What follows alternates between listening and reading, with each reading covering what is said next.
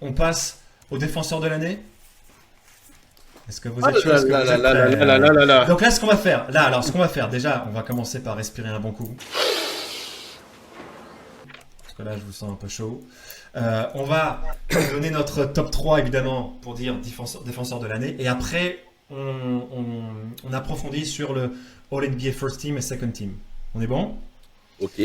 On commence par Jean-Éric pour ce lauréat. Ton numéro 3 dans le défenseur de l'année. Ben Simmons. Giorgio, Bam Adebayo. Bam Adebayo. Et moi, j'ai mis Giannis en numéro 3. Vas-y, on enchaîne. Jean-Éric, numéro 2. Jrue Holiday. Ah, Joe Holiday, d'accord. Ouais. Jean-Jo, Ben Simmons. Ben Simmons. Et moi, je mets Ben Simmons en deuxième, sachant que je suis un peu un rageux de Ben Simmons. Mais voilà, j'ai essayé d'être objectif et je l'ai mis en deuxième.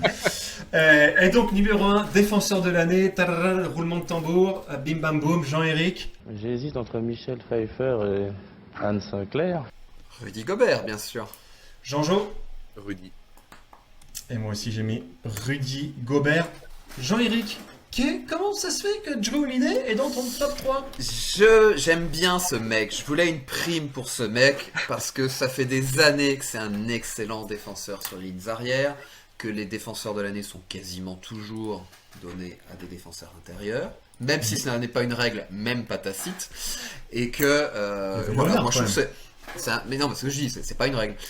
C'est un mec qui taffe depuis des années, qui vient en plus de toucher le pactole, que air de rien, Milwaukee a quand même des excellentes défenses de la ligue. T'aimes bien quand les gens gagnent de l'argent, toi.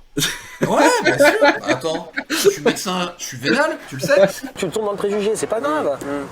C'est corrélé, mec. D'ailleurs, c'est pour ça que j'ai des casquettes pourries.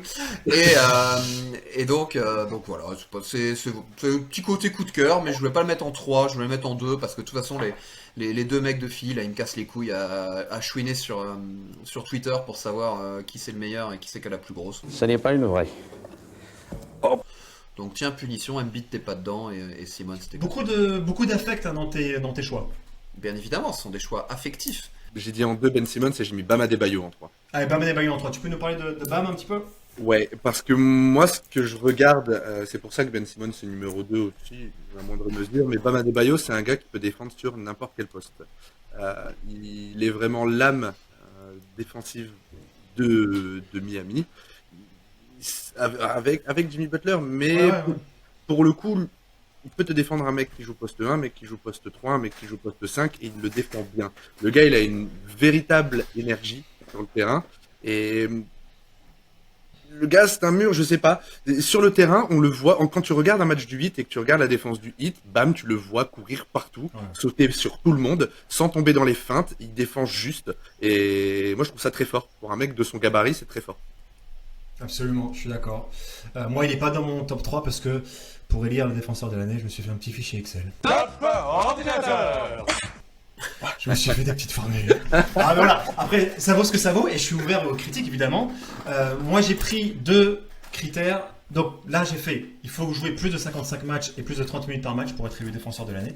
Et après, j'ai regardé le defensive win shares et le defensive rating qui est l'évaluation défensive. Pour info, hein, je vous donne le top 5 de cette évaluation avec ces deux critères. Okay, si on fait la somme de ces deux critères-là, qu'on fait le classement, on a Gobert en 1, Simmons en 2, après on a Randle en 3, après on a Tobias Harris en 4, et après on a 1, 2, 3, 4, on a RJ Barrett en 5. Évidemment, il y a plein d'autres choses. On sort par New York, ton logiciel.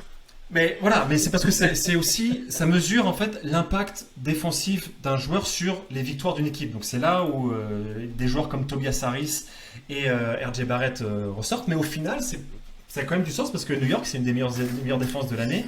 Et ben, c'est sûrement, ouais, il y a du Thibodeau et puis il y a des joueurs derrière qui font des performances assez exceptionnelles. Vous savez quelle est l'équipe qui a le meilleur defensive rating cette saison? Vous avez dû regarder. Je l'ai pas en tête. Les Lakers. Ouais. Le meilleur defensive ouais.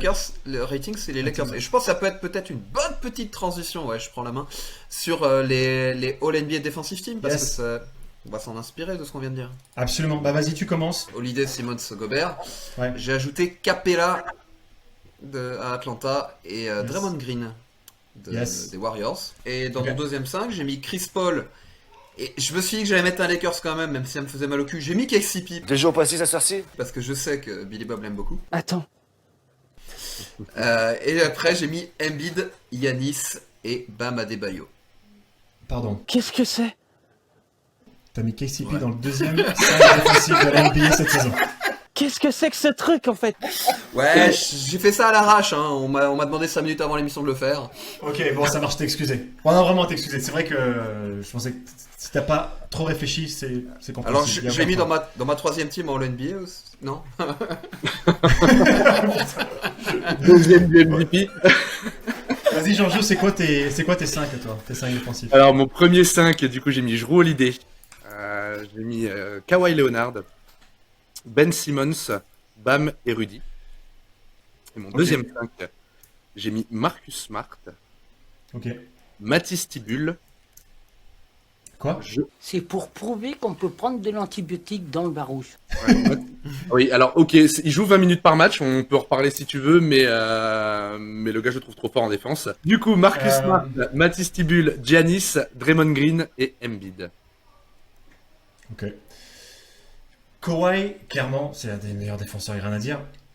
Pour moi, il a raté trop de matchs, donc là, dans mes critères, et forcément, il y a plein de joueurs qui sont pas dans mon 5, dans mon premier 5. Mon premier 5, c'est Gobert, Randle, Giannis, Ben Simmons et O'Neal des Jazz.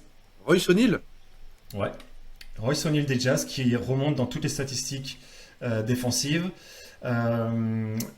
Qui, bon voilà, il est dans des missions défensives sur Utah, il joue beaucoup, il a un impact. J'ai été surpris, là j'ai laissé le système un peu me faire ressortir des joueurs.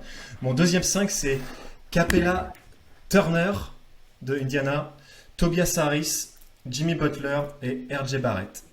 Et j'ai mis Turner, il ressort aussi dans pas mal de statistiques défensives, notamment, bon, je crois qu'il est meilleur contreur de l'année, mais c'est également Alors, le il le sera deuxième pas. joueur. Il sera pas meilleur contreur de l'année, il a pas joué assez de matchs. Ok. Et il a une statistique intéressante, c'est qu'il est le deuxième dans le classement.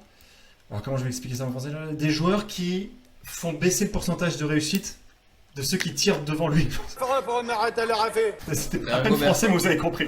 Derrière Il y a Gobert. Gobert, il y a Gobert et derrière il y a Turner, donc je trouvais ça intéressant.